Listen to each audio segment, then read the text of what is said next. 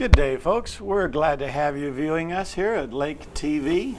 My name is Mike Courier, and I have all the fun around here because I get to interview and learn about all kinds of fascinating people here at Lake of the Ozarks. Today I have an incredible person, Chuck Pryor. So glad to have you here. Greetings. Appreciate being here, Glad you Mike. could join us. I've been trying to get Chuck on the show for a long time, and he had a hole in his busy schedule, so today's the day. Chuck is in Versailles. He's very well known around the lake, but most people don't know who he is or what he does. They just know who Chuck Pryor is. So today we're going to get to talk and find out some of the neat things about your life and what you do. All right. Let's start out with about a 1-minute bio sketch of who Chuck Pryor really is and what your family is and how you got here. Well, actually, like most people, I moved here from Kansas City area, Liberty, and finished high school in Versailles. Father, husband, grandfather, most importantly. We have 3 boys. Actually, I have 4 boys. 1 boy we adopted, and got 5 grandchildren now. So we've got 4 granddaughters, which is a new experience for me. But live in Versailles, enjoy the community, and I like anything old. I like history. I like anything. My motto is, if it collects dust, I like it. So my wife calls me a hoarder, but I like to call it a collector. Well, you have one of the most beautiful houses in town as people come into the downtown area. I figured that anything older than me is an antique, so I collect stuff prior to 1943. That's kind of the way I am. So mine's a little anything old. Like I said, if it's interesting and old and collects dust, I liked it. Yeah, that's good. Well, you have a lot of talents and a lot of hats. I have a lot of irons in the fire, and mine are all warm. But I think yours are pretty hot. So tell us about some of the history of your careers that you've had in the Morgan County area. Well, actually, when I got out of high school, I worked at several businesses in town. Aiken Hardware, the little on the square hardware store, and I made my life basically as a mechanic. I like working on things. Worked on Maytag washers and lawnmowers there, but then at one point I worked out at the Gates factory in Versailles, worked at the pencil company, and I got laid off once, and I thought, you know, I've always loved working on small engines, so I started my own business and was in business for 23 years. My dad had to co-sign my first loan, but I had a toolbox full of tools and an idea and kind of got started on that, but had a successful business for 23 years. Served on the city council for 5 years and then was mayor for 5 years.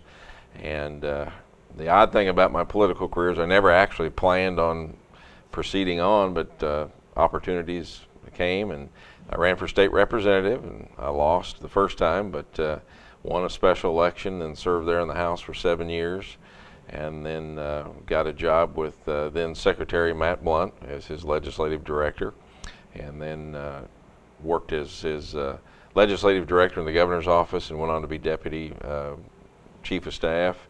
And all the time still had my business going, so I would come home on the weekends and had young children, so we were busy in activities around Versailles, but eventually closed down the business, sold things off, and then the governor was nice enough to appoint me to the parole board as his term finished, and been doing that. But you're still doing that now? Yes, I'm on the parole board. Actually, I have a guaranteed term until April of next year. And then the current governor at the time will be Governor Jay Nixon. He'll have the opportunity to reappoint me or not, I guess I'll put it that way. But we've also maintained active in the community and stuff. And my wife serves as Morgan County Treasurer, so we're involved in that. But that's pretty much my career so far. She's the official greeter when you walk in the courthouse. Everybody says, hi to her, and she's out, comes out and chats and talks. Yeah, she's kind of the traffic director because she's right there, and everybody comes in and asks her, where's this office, where's that office, who do I talk to? So.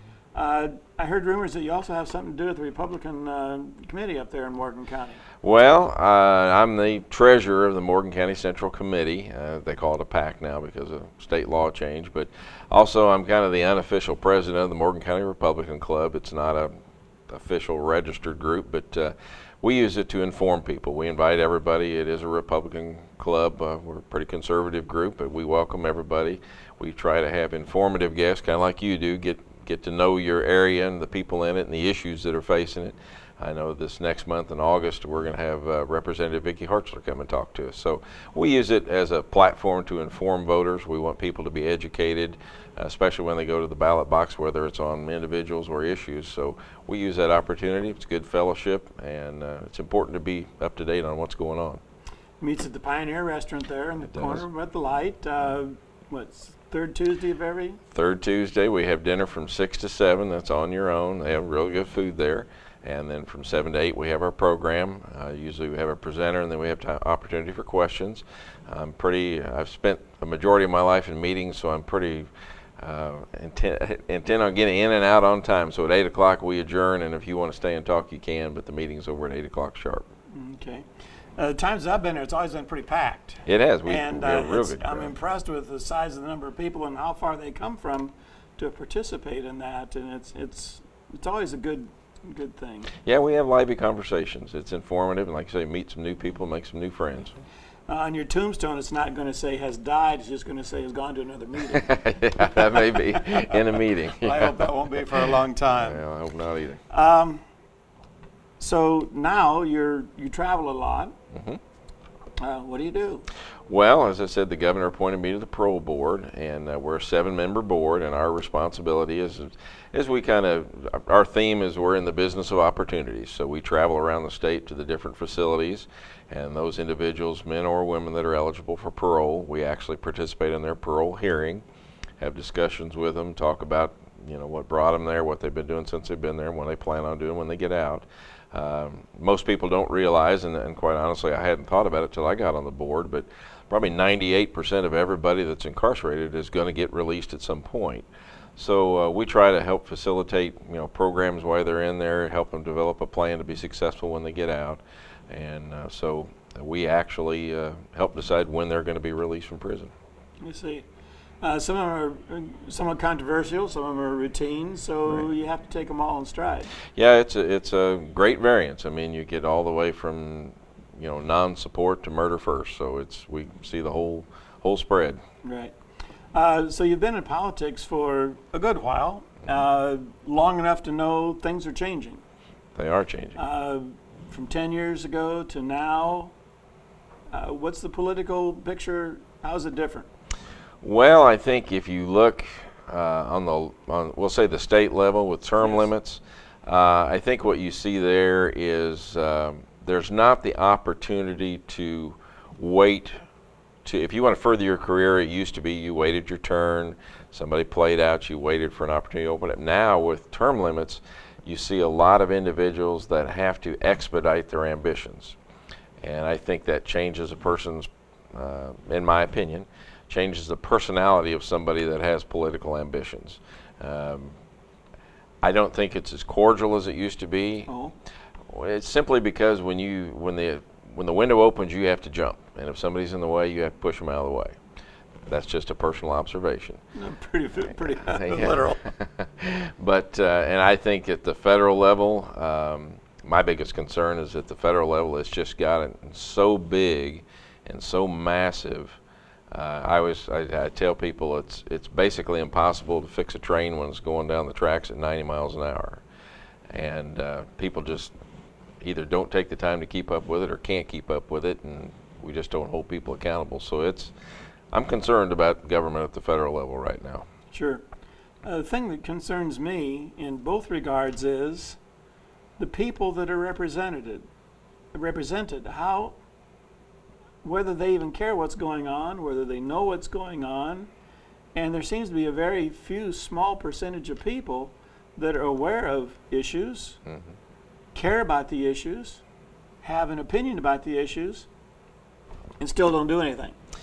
Yeah, it's concerning, and I think historically it's always been that people don't, as a rule, people really don't get deeply involved until it affects them personally. But I think with the magnitude of the things that are happening today and the effect it has on our lives, it's critical that we at least, like as you said, are aware of what's going on and try to keep up with it, which is a challenge. I'm just one person. Anything I do isn't going to matter what they're going to do. They're going to do what they want to anyhow, no matter how I feel. That's what most people believe. My motto has always been, and this was from the first time I ever was involved in public office, is government only does what we allow it to do. That's at the bottom of every email and every letter you always write. Well, I try to remind myself of that. If you sit back and say, you're correct. As one person, I may not be able to do much, but like our Republican club, suddenly we're 50 or 75 or 100 people. And if you're informed and you speak out, it does make a difference. And I live in Versailles, half a mile from your house. Mm-hmm. And whatever I think about what's going on in my little circle of influence, my little circle of care, what happens in Hannibal or Springfield doesn't matter to me, and it sure does. Well, it does, because I think even if you look at local government, obviously that's something that's going. You and I are going to be affected by city government immediately, but you look at the state level, that affects us all, and then the federal always comes down to every state. So it's easy to say, well, and you, as I said earlier, you have issues that don't directly affect me, but they affect people I know, they affect my lifestyle. Eventually, they may affect me, and it's just not good for people to sit back and wait, because I'll be honest with you, as a legislator, you hear more after the fact than you do during the process, which is concerning, because I always told people when I was in legislature, when you're sitting in a committee room and there's nobody in the audience, you can vote any way you want to. But when you're getting ready to vote on something, the same way with city council, if the room is packed, people are watching you and paying attention, I'm really going to give a lot of extra thought to what I'm about to do than if nobody's paying attention to me. Then there's the issue, let's just say at the representative level, where the representative is elected, goes up there and kind of does what their philosophy states and what they want to do and what they think is right, and not so much representing what their constituents believe. I see that as a real problem. Well, I think that's why it's critical to know your candidates, because nobody's going to vote exactly the way I want except for me. I mean, I don't care how much I like the person or how much I support them. They're always going to vary in their opinions from me. But you need to, my effort was always I wanted people to understand how I felt, how I would vote on certain issues, and I wanted them to ask me. So when they send me, they know that Chuck Pryor is going to vote, the majority of the time he's going to vote the way I think. And if he doesn't, I'm going to get a hold of him and let him know, you know, I wish you'd really not do that this time. But it's important that you know the people you elect, because you can't gauge everybody every time. And if you try to please everybody all the time, it's like the old adage says, if you stand in the middle of the road, you're going to get hit from both sides. So it's important to know the people you elect and know that this person, I know this is the philosophy this person holds, the general ideas are the same as mine, so that's the person I'm going to support. Because it isn't, and, you know, I'll give legislators a little break there. It's impossible to please everybody. It's impossible to know what everybody thinks. But that's why it's so critical during the election process, not just because it's a popularity, not just because you like the ads on TV. Get to know that person. Go to public forums, ask them questions, get a hold of them, know who you're sending to Jeff City or Washington. Well, to what extent would a representative or a senator be bold enough to say, well, if I'm voting on the color of the carpet there and I think red would be best, but my constituents all think it would be better if it were a light blue. Mm-hmm. And 64% of my constituents think that light blue is the color they would all consider, but I think red. How many representatives and senators are going to go with red? Well, that's a difficult question to answer. Okay, good. And I think it would depend a lot on that individual, the character of that person, and also their motives. Am I trying to further my career? Is this going to help me politically, or is this what I think is the right thing to do? I've always been a believer that good policy is good politics if you do what you think is best. And I'll give you a perfect example of when I was in the legislature. A very unpopular vote for me was when we had the septic tank regulations came in the General Assembly. I voted for it. I was one of the only lake area people to vote for it, and believe you me, I was raked over the coals time and time again. I believe it was best for the lake. You know, I'm not a huge environmentalist, but it made a lot of sense. I voted for it. I took a lot of heat for it, but in the end, I got reelected. That's the So, that's the test. Isn't but it? and the one thing that was important is I went out and explained to people why I voted the way I did. I mean, I went to several. We had town hall meetings, we had, community meetings, and I took a lot of heat for it and stood up in front of them and explained it to it. A lot of people still didn't agree with me, but at least people understood it better. Right. I'm not a politician, but I've been fascinated with politics because I'm a social studies teacher, and I pay attention. It seems like to me, coming here to Missouri, I've been here 5 years from Texas, from the Republic of Texas, that the states have their vested responsibilities of governing, and the federal has theirs. But it seemed like just recently, and I didn't even know you could do it, but I'm pleased to see it happen, states can get together and say, we don't want to do that. Right. We're going to vote to resist that or to repel it, and whether it's gun control or health care or highways. Is that a trend, or are we going to see more of that? Well, I would hope we would. I think it's a trend because we sat back for so long. In my opinion is we sat back as states for so long, took federal money that always have strings attached to it, and the federal government, as I see it happening now, and not just under this administration, under every administration, has gone farther and farther and farther, dictating to the states what they can and can't do. And a perfect example, and it may not be related, but it's one of my pet peeves, the Federal Department of Education. Yes. Is an absolute waste of taxpayers' money, created only to force federal regulations down on states. We have our own department. We've had public education for how many years? We don't need the federal government to tell us what to feed our children, what to teach them. We know they need to read, write, know history, do arithmetic. We don't need that bureaucracy up there. Matter of fact, it started in the 1970s, and scores have gone down ever since. I wonder how many people realize that I believe the U.S. Constitution doesn't even mention that the federal government has any responsibility or control, except the Secondary and Elementary Education Act back in the 60s, and that was Lyndon Johnson, I think. But the federal government doesn't even have authority by the Constitution to tell you what you can eat in schools. I think the federal government is doing a lot of things that they don't have the constitutional right to do. But again, we as states allowed them to do it because they said, hey, we'll give you all this federal money if you'll just, I mean, who could argue with that? Just feed them these, we'll give you all this money. But as you can see now, it's gone farther and farther and farther. And I can remember when I was in high school up in Versailles, we used to fight over the food because we had a cook that was just like grandma. And now, I know my kids, when they went through school, they took their own lunch. Just because they don't, and my grandkids I think are doing the same thing, they just don't find it appealing. So consequently, a lot of money's getting wasted. The kids, you can try to force them to eat what you can in school, but I guarantee you they're going to go home and eat whatever's available, which is going to be chips and cookies and snacks because they're hungry. Well, they've taken the soda machines and the Twinkie machines out of visual sight, at least, of the kids, and now they're making them park them outside in the parking lot. But it's an interesting issue. But I think people need to know about that. They need to understand it. Whether they have kids in school or not, they're paying for it. Oh, exactly. And there's school districts around the country losing hundreds and thousands of dollars every year. And now I've actually heard a lot recently, a lot of news stories about schools opting out of the program, saying we just don't want your federal money. It's just costing us too much.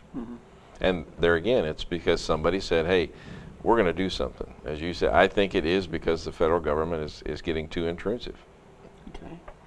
I know you're a man of faith, and we see in so many military operations, whether it's chaplains or whether it's veteran funerals, what can be mentioned, what can't be mentioned. Are you crying over that?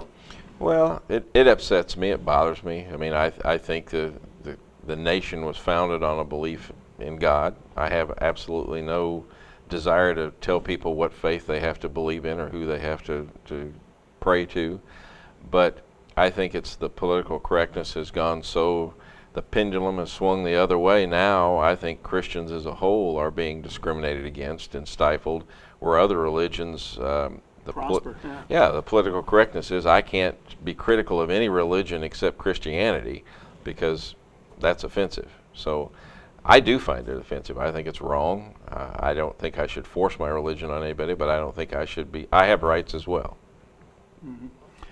We talk about separation of church and state.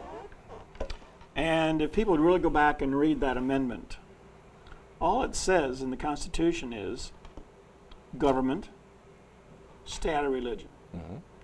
Don't monitor it, control it. And that's what our founding fathers were trying to escape from the king, was governmental control over religion. So that's in our Constitution. The Constitution doesn't say that religion can't meddle in government. Exactly. And most people don't realize that. Well, and I think that's liberties that aren't deserved. Yeah, and it was frustrating to me at times when I was running for the legislature. I would go door to door, and I would have people tell me, and I can remember it distinctly. People would say, "Well, I'm a Christian. I don't vote, but I'll pray for you." Well, there's no reason why somebody can't be of any faith and be involved in government. I mean, you definitely need to be involved, especially if you're a person of faith. Exactly, right. We talk about this issue of one little person making a difference. And I'm that one little person. Diane Franklin was on last week, and I shared an issue. And afterwards, she invited me to sit down with her and write a, tell me what is called a proclamation Right. that she would sponsor. And I said, well, tell me how you do that. And she says, well, let's sit down and figure out the wording and what you want to do and what your objective is. And she already said that she agreed with me and thought that that was an admirable purpose. And so she said, well, then, we'll need you to come to Jeff City and testify in form of the committee. Me? Testify? For the legislative committee? Yeah. Whoa, hello, that's going to be cool. Yeah. I'd like to do that. That's neat. And then I found a very good friend in faith of mine who lives in Jeff City, comes to church down here, and he's the only other person I've ever heard in my life that agrees with me. And he, so I'm going to invite him to be with me to help formulate this resolution. So one person can make a difference. Now the resolution will carry no weight, absolutely. No one's going to have to say, okay, I guess we better do that. To me, it's very serious. It involves education and how people are taught to recite the pledge. I've heard many, many legislators recite the pledge at meetings I've been to. Every one of them has been wrong, incorrect. And so that's one of my crusades. It's just one little person here in the middle of Missouri. Yeah. Okay. And it's going to happen. I'm going to feel good about it. A lot of people I know are going to say, oh, good for you. And, well, let me think about that. Maybe you're right. And I hope other people will catch on. I'm sure it'll be in the news. Oh, sure. But I'm just dying to get involved in that process. Oh, and people, I don't want to downplay being a state legislator, but you have to remember they're just people. I'm a mechanic. I mean, that's my trade, and I was a state legislator. There's life after politics. Once I left, the General Assembly went on without me. So just remember, they're citizens just like you. I mean, they get to wear suits and ties, and they get a little pin on their lapel, but other than that, they're just like every citizen. So it's kind of like dipping your finger in a bucket of water and swirling around. Yeah. You can really tell you're there. And you pull your finger out, and a minute later, you can't even tell you've been there. Somebody else puts their finger in, and then life goes on. Right. But yeah, there's no, I mean, and I always stress that the Capitol is the people's building. I mean, those hearings are open to the public. Even if you don't want to testify, you can go sit in on a hearing, listen to it, participate. You can go watch a General Assembly in action. It's a very interesting process, and anybody that makes you feel that it's too highbrow or too aloof for the average citizen to be involved in is completely wrong. Especially here in Missouri. And I'll give you a prime example. When I was first in the General Assembly, they put me on the Judiciary Committee. Well, that's all made up of attorneys. And I asked our caucus chair, I said, why in the world would you put me on there? I said, I'm just a mechanic. And he said, that's exactly why I put you on there, because you're going to ask the questions that the average citizen on the street would ask, because you don't have a knowledge of the law, and you need to understand that on a layman's term, so you're going to be the guy that asks the questions that the lawyers will be too embarrassed to ask. Good. Well, we have a few minutes left. What changes do you see in your crystal ball in the next 5 years? Changes. In state, local area? Well, local, I think the lake is obviously a developing area. I think there's a lot going on. I always call the west side kind of the last frontier. I think it's developing there. So I think we're doing well down here. I think we've got our problems, but I think every community does, and we seem to work through those. We've got good people. And I'm encouraged that we get the cream of the crop, the retirees that come from all over the state, all over different states. You know, the teachers, the educators, the engineers, the people that are really high quality. So we're blessed that way. State level, I hope that people get more involved. You know, I don't see the dynamics changing a lot in the next few years, but that'll depend on how much people get involved and how much input they have. But federal level really concerns me. I see some real problems there. I think if we don't try to get control of that, and I'm not sure that we can. As I said, it's hard to fix a train when it's going 90 miles an hour. But if we don't try, I guarantee you we can't do anything. So that's what I try to encourage people to get involved, speak out, and be involved. Don't pay attention to doomsday people. Yeah, I mean, you know, I'm not a conspiracy theory guy, but I got to admit they're kind of starting to get my attention now. But don't give up. I mean, that's what they want. That's what government and the bureaucracies want, is for people to get frustrated and just step out, and then they have free reign to do whatever they want to do. Okay. Well, it's a very fascinating conversation. It's a very fascinating topic from somebody that knows what's going on. We thank you for viewing our show today, and I hope you know a little bit more about the political picture of what affects us all and what you can do to make a difference and to be a part in it. If you have anybody in your organization, or if you'd like to appear on the show, my name is Mike Currier. Please give us a call here at Lake TV, and we'll work you in and see what we can do to help. Thank you, Chuck. Mike, it's appreciate the always a night opportunity. to get to know you, and I'll honk when I drive by. All right, I appreciate it. Thank you so much for viewing, and have a great day.